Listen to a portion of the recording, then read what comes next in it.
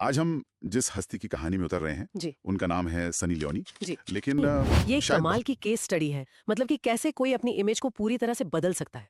सोचिए, अमेरिकी adult film industry से निकलकर सीधे भारतीय मेन स्ट्रीम सिनेमा में आना।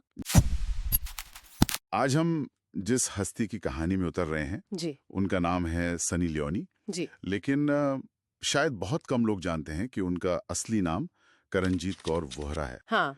हमारे पास उनका विकिपीडिया पेज है और आज हम कनाडा के एक सिख पंजाबी परिवार से लेकर बॉलीवुड में एक बड़ा नाम बनने तक के उनके सफर को समझने की कोशिश करेंगे। और ये सिर्फ एक बायोग्राफी नहीं है, ये एक कमाल की केस स्टडी है। मतलब कि कैसे कोई अपनी इमेज को पूरी तरह से बदल सकता है। सोचिए, अमेरिकी अडल्ट फिल्म इंडस्ट्री से निकलकर सीधे भारतीय मेन स्ट्रीम सिनेमा में आना। जहाँ के सांस्कृतिक मापदंड तो बिल्कुल अलग है। बिल्कुल, ये एक बहुत बड़ी छलांग थी। ये उनकी बिजनेस की समझ और खुद को एक ब्रांड की तरह बनाने की काबिलियत को दिखाता है। तो चलिए इसे खोलकर देखते हैं। कहानी शुरू कहाँ से होती है? असल में उनके नाम से ही। अच्छा। हाँ, उनका जन्म कनाडा में हुआ और सोर्स के मुताबिक वो खुद को एक टॉम बॉय बताती हैं। मतलब लड़कों जैसी। हाँ, लड़कों के साथ गली में हॉकी खेलती थी और अडल्ट इंडस्ट्री में आने से पहले उन्होंने जैसे एक जर्मन बेकरी में भी काम किया और एक जिफी ल्यूब स्टोर पर भी। और उनके स्टेज नाम की कहानी भी दिलचस्प है। हाँ, बताइए। सनी तो उनका असली निकनेम है, लेकिन लियोनी सरनेम वो उन्हें पेंटहाउस मैगजीन के मालिक बॉब गुस्योनी ने दिया था। ओह, अच्छा। हाँ, जहां उन्हें 2003 में पेट ऑफ द ईयर का खिताब मिला था। तो लियोनी उनका अपना चुनावा नाम नहीं था? ये तो मुझे पता ही नहीं था। तो फिर penthouse pet of the year से भारत के घर घर में पहचाना जाने वाला चेहरा बनने का सफर कैसे तय हुआ? इसका सीधा कनेक्शन है 2011 के रियलिटी शो बिग बॉस से। हाँ, वो तो एक बहुत बड़ा मोड़ था। बिल्कुल, पर ये कोई अचानक मिला मौका नहीं था, बल्कि एक बहुत सोचा समझा कदम था। सोर्स में एक कमाल की बात लिखी है। क्या? उस वक्त उनकी वेबसाइट पर आने वाला 80% ट्रैफिक वो भारत से था।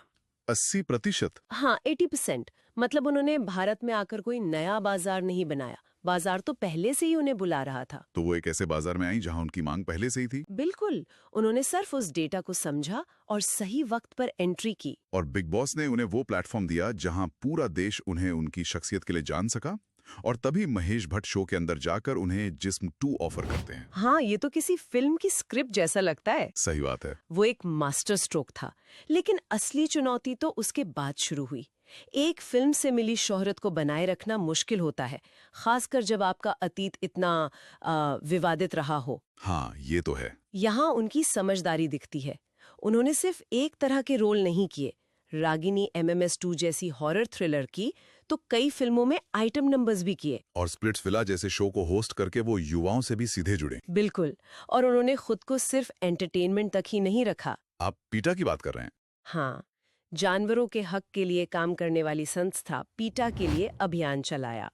और तो और स्वीट ड्रीम्स नाम से छोटी कहानियों की एक किताब भी लिखी। तो ये सब मतलब अपनी इमेज को एक अलग दिशा में ले जाने के लिए था। यही तो इस कहानी का सबसे आकर्षक पहलू है।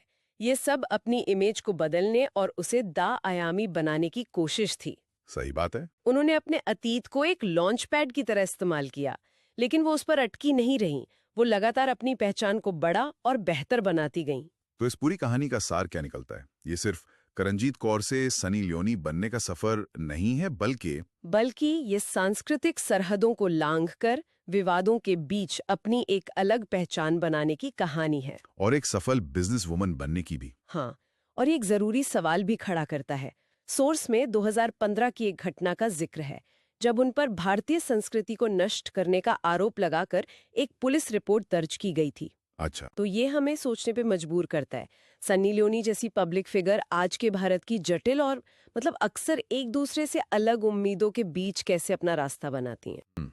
उनकी यात्रा सिर्फ शोहरत के बारे में नहीं है, बल्कि ये समाज में स्वीकृति, नैतिकता और एक आधुनिक महिला होने के मतलब पर एक बड़ी बहस छेड़ती है।